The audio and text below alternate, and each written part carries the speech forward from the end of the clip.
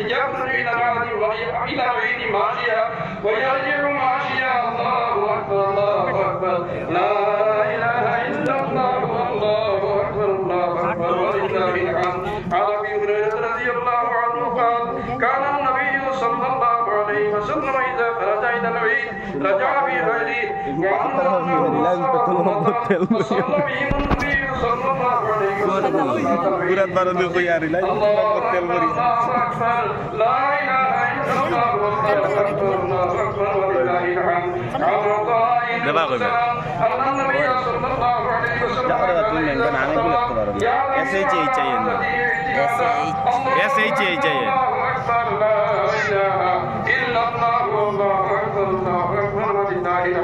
وعن البراء رضي الله عنه أن النبي صلى الله عليه وسلم نوبل يوم العيد خمسا فخطب عليه الله أكبر الله أكبر لا إله إلا الله والله أكبر الله أكبر ولله الحمد. عن أبي الويس رضي الله عنه أن رسول الله صلى الله عليه وسلم كتب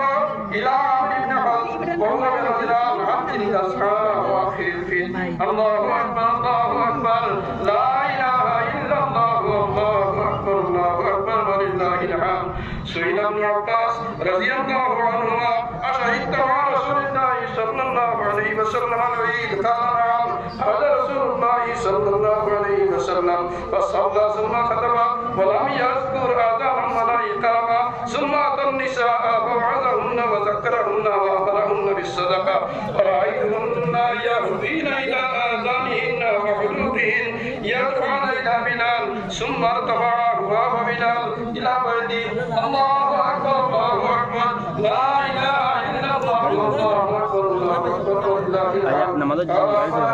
جابر بن عبد الله رضي الله عنهما الله يوم الفطر حين يخرج الإمام ولا إقامة ولا نداء ولا شيء لا نداء يومئذ ولا إقامة الله أكبر الله أكبر لا إله